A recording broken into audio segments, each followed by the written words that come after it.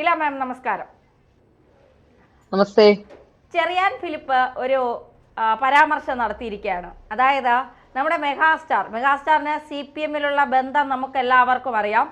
അപ്പോൾ മമ്മൂട്ടി CPM ബന്ധം ഉപേക്ഷിക്കാൻ ഒരുങ്ങുന്നു എന്നാണ് പറയുന്നത്. എന്താണ് ഇതിന് പിന്നിൽ? എന്തെങ്കിലും വേറെ ഏതെങ്കിലും പാർട്ടിയിലോട്ട് ചേരാനാണോ? അങ്ങനെ എന്തെങ്കിലും ഒരു ലക്ഷ്യമുണ്ടെന്ന് തോന്നുന്നുണ്ടോ? മമ്മൂട്ടി അങ്ങനെ ഒരു തീരുമാനം എടുക്കുമോ എന്ന് എനിക്കറിയില്ല. കാരണം മമ്മൂട്ടിയുടെ പ്രൈമറി ലക്ഷ്യം രാഷ്ട്രീയമല്ലല്ലോ. മമ്മൂട്ടിയെ സംബന്ധിച്ചിടത്തോളം മമ്മൂട്ടി ഒരു നല്ല നടനാണ്. അദ്ദേഹം ഒരു കാലഘട്ടത്തിലും നടനല്ലാതെയോ അല്ലെങ്കിൽ അദ്ദേഹത്തിന് ഏതെങ്കിലും തരത്തിലുള്ള ബുദ്ധിമുട്ടുണ്ടാവുകയോ സിനിമാ രംഗത്ത് നിന്ന് മാറി നിൽക്കേണ്ട സാഹചര്യം ഉണ്ടാവുകയോ ഒന്നും ചെയ്തിട്ടുള്ള ഒരാളല്ല അദ്ദേഹം. അതുകൊണ്ട് തന്നെ അദ്ദേഹത്തിന്റെ ഒരു തീരുമാനത്തിലേക്ക് പോകുമോ എന്ന് എനിക്കറിയില്ല. ഇനിയിപ്പോ ഹേമ കമ്മിറ്റി റിപ്പോർട്ടൊക്കെ വന്ന പശ്ചാത്തലത്തിൽ സിനിമാ അഭിനയമൊക്കെ എല്ലാ നടന്മാർക്കും ഇപ്പോൾ വലിയ ബുദ്ധിമുട്ടൊക്കെ ആയിരിക്കുകയാണ്. കാരണം സിനിമാ ചിത്രീകരണങ്ങൾ തന്നെ നടക്കുന്നില്ല എന്നാണ് എനിക്ക് മനസ്സിലായത്. 10-30 സിനിമകൾ ഒരേ സമയം ചിത്രീകരിച്ചിരുന്ന സമയത്ത് ഇപ്പൊ 2, 3, 4 സിനിമകൾ മാത്രമാണ് ഇപ്പോൾ ചിത്രീകരണം നടക്കുന്നത് എന്നാണ് മനസ്സിലാക്കാൻ സാധിക്കുന്നത്.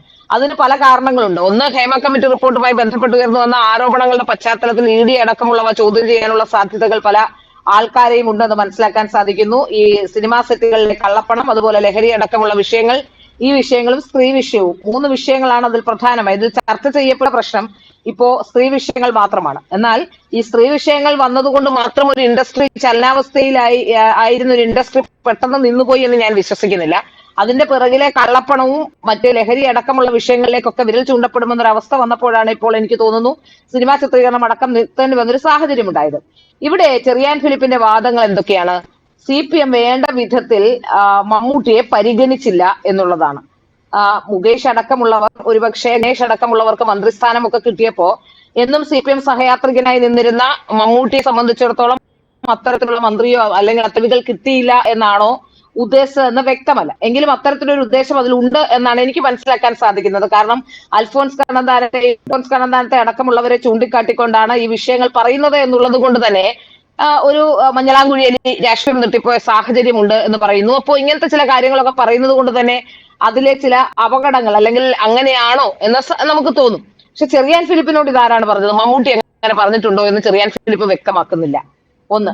2, ഒരു പക്ഷേ ഇപ്പോ അൻവർ അടക്കമുള്ളവരുടെ പോക്ക് എങ്ങോട്ടാണ് എന്നതിനെ സംബന്ധിച്ച് നമുക്കിപ്പോ ഒരു തീരുമാനത്തിലെത്താനായിട്ടില്ല. അൻവറിനെ സംബന്ധിച്ചിടത്തോളം അൻവർ ഇപ്പോൾ പറയുന്ന അൻവർ പ്രത്യേക രാഷ്ട്രീയ പാർട്ടി ഒന്നും രൂപീകരിക്കില്ല, ജനങ്ങൾ രൂപീകരിച്ചാൽ താൻ പിറകിൽ നിൽക്കുമെന്നോ മുമ്പിൽ നിൽക്കുമെന്നോ ഒക്കെ പറയുന്നുണ്ട്. ഏതായാലും അൻവറിന്റെ ലക്ഷ്യങ്ങളാണ് യഥാർത്ഥത്തിൽ ഇതുവരെ അൻവർ എന്താണ് ഉദ്ദേശിക്കുന്നത്? അൻവർ പുതിയ രാഷ്ട്രീയ പാർട്ടിയിലേക്കാണോ? ഇനി മുസ്ലിം ലീഗിന് ബദലായി ഒരു രാഷ്ട്രീയ പാർട്ടി ഉണ്ടാക്കി മുസ്ലിങ്ങളുടെ അവകാശം, അതായത് ന്യൂനപക്ഷങ്ങളെ ഏകോപിപ്പിക്കുമെന്നാണ് പറയുന്നത്. അപ്പോ ന്യൂനപക്ഷ സംരക്ഷകൻ എന്ന രീതിയിൽ ഏതെങ്കിലും തരത്തിലുള്ള ശ്രമമാണോ നടത്തുന്നത്? ഇങ്ങനെയുള്ള കാര്യങ്ങളൊക്കെ.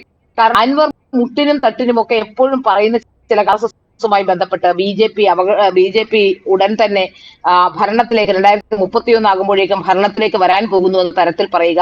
കാരണം BJP ഭരണത്തിലേക്ക് വരാൻ പോകുന്നു എന്ന് പറയുമ്പോൾ തന്നെ ന്യൂനപക്ഷ ഏകീകരണം ഉണ്ടാകുമെന്ന കാര്യം അൻവറിന് നന്നായി അറിയാം. ഒരുപക്ഷെ അൻവർ ഉദ്ദേശിക്കുന്നതാണോ എന്ന സംശയം ബാക്കിയാവുകയാണ്.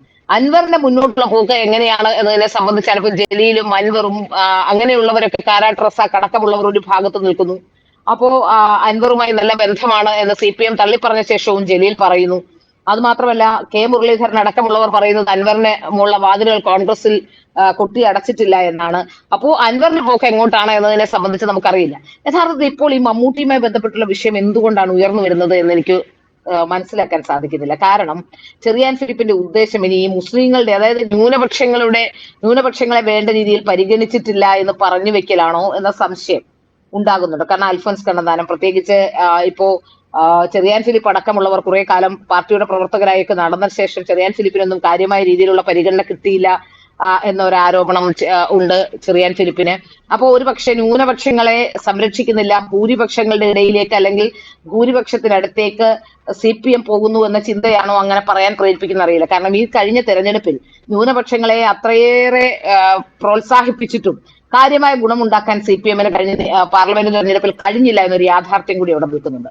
അതുകൊണ്ട് തന്നെയാണ് ഭൂരിപക്ഷത്തിന്റെ അടുത്തേക്ക് പോകാനോ അല്ലെങ്കിൽ ന്യൂനപക്ഷങ്ങൾക്കെതിരെ എന്തെങ്കിലും ഒന്ന് റെസിസ്റ്റ് ചെയ്യാനോ ഒക്കെയുള്ള ഒരു കാര്യം ഇപ്പോൾ അത്തരത്തിലൊരു നീക്കത്തിലേക്ക് CPM എത്തുന്നതെന്നാണ് എന്റെ ഒരു തോന്നൽ. അതുകൊണ്ട് തന്നെ എനിക്ക് മനസ്സിലാക്കാൻ സാധിക്കുന്നത്, ചോദിച്ചോളൂ. ഭൂരിപക്ഷങ്ങളെ എങ്ങനെയെങ്കിലും അടുപ്പിച്ചു നിർത്തിയാൽ മാത്രമേ നിലനിൽപ്പുള്ളൂ എന്ന് CPM മനസ്സിലാക്കിയിട്ടുണ്ട്. അതുകൊണ്ട് തന്നെ ആയിരിക്കാം ഒരുപക്ഷെ ന്യൂനപക്ഷ വോട്ടുകൾ പോകുന്നത് കോൺഗ്രസിലേക്കും അതുപോലെ തന്നെ CPM-നും വീതിച്ചു കിട്ടുകയാണ് ചെയ്തത്. ഭൂരിപക്ഷങ്ങളെ ഒരുമിച്ച് നിർത്തണമെന്ന തോന്നലിലേക്ക് വരാനുള്ള ഒരു സാഹചര്യം പോലും ഉണ്ടാകുന്നത് എനിക്ക് തോന്നുന്നു ഇപ്പോഴത്തെ ഈ സംഭവ വികാസങ്ങളുടെ പശ്ചാത്തലത്തിൽ അത് ഒരു ചർച്ചയായിട്ടുണ്ടോ എന്നാണ്. അതാണോ അൻവറിനെയും മറ്റും പ്രകോപിപ്പിച്ചതെന്ന് അറിയില്ല. എന്തായാലും നമ്മളൊന്നും അറിയാത്ത എന്തൊക്കെയോ കാരണങ്ങൾ പിണറായി വിജയനും അൻവറും തമ്മിലുണ്ട്. അത് രണ്ടുപേരും മൊത്തത്തിൽ അങ്ങ് തുറന്നു പറയുന്നില്ലെങ്കിലും സ്വർണ്ണക്കടത്തുമായി ബന്ധപ്പെട്ട് എന്തെങ്കിലും ഒരു പക്ഷേ പിണറായി വിജയൻ അൻവറിന് അറിയാമായിരിക്കും. ഇപ്പോ ഈ പൊളിഞ്ഞത് കൊണ്ടാണോ അൻവർ എന്തെങ്കിലും ചെയ്യുന്നതിന് മിണ്ടാതിരുന്നിട്ടുണ്ടോ? ഇപ്പോഴാണല്ലോ അൻവറിന് തടയണ പൊളിക്കാനും ഒക്കെ കോടതി പറഞ്ഞിട്ട് പോലും പൊളിക്കാത്ത തടയണ പൊളിക്കാൻ ഇന്നാണ് ഇപ്പോഴാണ് ഓർഡർ ഉണ്ടാക്കാനൊക്കെ പോകുന്നത്. കോടതി പലവട്ടം തടയണ പൊളിക്കണമെന്ന് ആവശ്യപ്പെട്ടിട്ടും അത് നടത്താതിരുന്ന CPM അടക്കമുള്ളവർ, മുഖ്യമന്ത്രി അടക്കമുള്ളവർ പറയുന്നു മലപ്പുറത്ത് ആണ് സ്വർണം ഏറ്റവും കൂടുതൽ സ്വർണ്ണക്കടത്ത് കേസുമായി ബന്ധപ്പെട്ടുള്ള പ്രശ്നങ്ങളാണ് എന്നപ്പോ ഇതൊക്കെ അറിഞ്ഞിട്ടും മുഖ്യമന്ത്രി പിണറായി വിജയൻ മിണ്ടാതിരുന്നത് എന്തിനാണ്? അങ്ങനെയും ഒരു ചോദ്യമില്ലേ?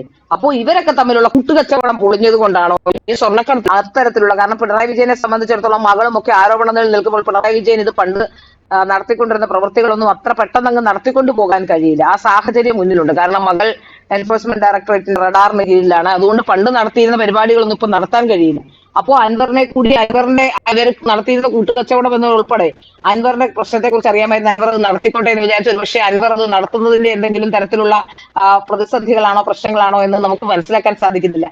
ഏതായാലും ഇപ്പോൾ നമുക്ക് മനസ്സിലാവുന്നത് ഇവരുള്ള ഏതൊക്കെയോ തരത്തിലുള്ള പ്രശ്നങ്ങൾ അൻവറും അതുപോലെ തന്നെ പിണറായി വിജയനും തമ്മിലുണ്ട്. അതിന്റെ ചില പ്രശ്നങ്ങളുമായി ബന്ധമുള്ള വിഷയങ്ങളാണ് ഇപ്പോൾ നടന്നുകൊണ്ടിരിക്കുന്നത്.